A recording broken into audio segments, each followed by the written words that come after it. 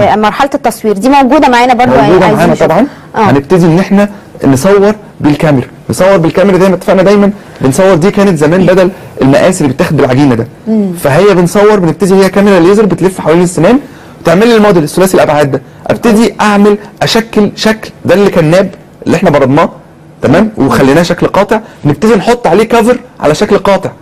الاثنين اللي جنب بعض نحط عليهم كفرز على شكل القاطع بتاعنا، ونبتدي ان احنا نقول للاوردر للكمبيوتر لو سمحت اخرط لي الكلام ده او شكل لي الكلام ده من بلوك بورسلان نقي علشان خاطر يعمل لي منه السنان اللي احنا عملنا لها ديزاين على السوفت وير.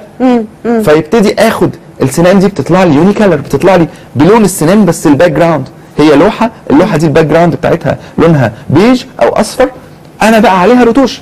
اللوحه دي عليها حته بيضاء حته بني حته مش عارف ايه.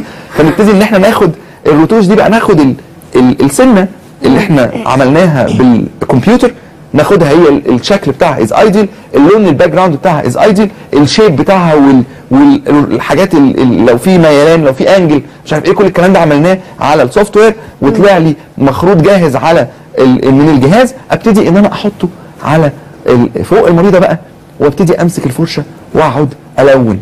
اقعد بقى ايه امسك الحته دي. بتعجبني انا الحته بتاعت التلوين دي. ما هو كله يعني اللي عنده شويه نقط بيضاء ومبسوط بيها بتعمل له نقط بيضاء في مش فكره مبسوط بيها، كمان فكره ان هي دي زي السنه اللي جنبها عملت 3 سنان بس.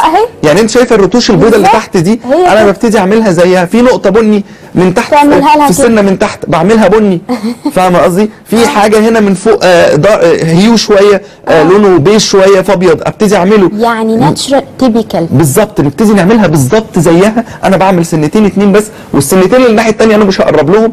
فده الارت ان انا ما اقولش العينه لا انا هبرد لك ال8 سنان ولا 6 سنان عشان خاطر اعمل لك، لا انا بعمل 2 بس، وابتدي كمان اعمل فينيشنج في الاثنين في اللي انا عاملها وفي السنان الطبيعيه عشان اخد نفس الكونتراست والفيو بتاع الاثنين. فابتدي ان انا المع دي الطبيعيه اللي على الشمال دي الطبيعيه ولا والله ما بقيت عارفه افرق ايه فين الطبيعيه. وابتدي اخد الكافرز دي والزقها على السنتين اللي جنب بعض دول. ابتدي اخدهم والزقهم، وابتدي طبعا بنعمل لهم كيورنج بالالترا فايولت او اللون الازرق الضوء الازرق اللي درجه الشفافيه بتاعه السنان بالرتوش اللي عليها زي بعض بالظبط. يعني مفيش اي اختلاف في الشفافيه ما بين دي وما بين دي على عكس المواد الثانيه. والمارجنز از بيرفكت، مفيش اي فراغ ما بين المارجن ده وما بين اللثه. الحافه بتاعت الكافر مقفله 100%.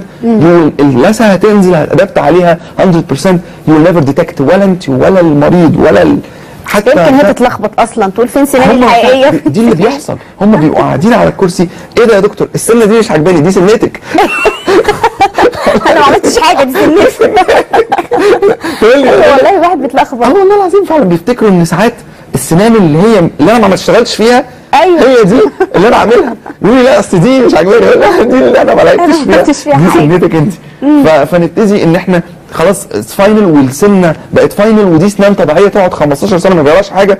والزرعه برده كانت ممكن تتعمل في ساعتها زي ما عملنا البلاننج بتاعها، نشيل السنه اللبنيه ونحط مكانها الزرعه بالسنه الدايمه تبقى برده اتس بيرفكت. ممكن نتفرج بقى احنا معانا بقى يلا نشوفها بقى يا جماعه بعد الكلام الحلو ده كله. نشوف الحلقه بقت شكلها عامل ازاي بعد المجهود ده.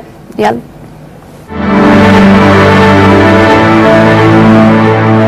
اخيرا خلصت السنتين اللي قدام ومش متوقعه ان هم يكون شكلهم حلو كده. انا حتى ببص على نفسي في المرايه ازاي يعني اسناني تبقى بالظبط زي مش عارفه افرق انهي اسنان بالظبط بتاعتي وانهي اسنان اللي معموله، غير ان انا خلاص هعمل ناب ومش خايفه خالص ان اعمله ومتاكده ان هو هيطلع شكله حلو وهيكمل بقيه سناني. ودلوقتي طبعا بقيت اقدر اخد سيلفي براحتي وسيلفي كمان وحاجات جامده. ده تملى الدنيا سيلفي بعد كده. انا عايزه اقول لك هي شكلها حلو، زادت حلاوه جدا بعد ده.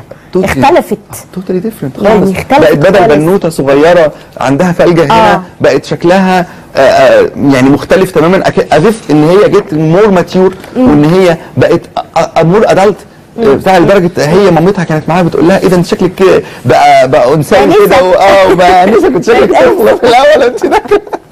لا بجد مجهود يعني جميل دكتور شادي، ودايما بتجيب لنا الحاجات الجديده وبتفاجئنا بحاجات جديده، ودايما في تقدم ان شاء الله. بشكرك دكتور شادي على وجودك معايا النهارده. بشكر ضيفي اللي كان في فقرتي الاولى دكتور شادي علي حسين، مدرس علاج الجذور في كليه طب الاسنان بجامعه عين شمس. هنروح لفاصل سريع جدا، هيكون معانا بعد الفاصل ان شاء الله دكتور علاء حجاج استشاري الجلديه والليزر. فاصل ونرجع لحضراتكم على طول، اتفضل.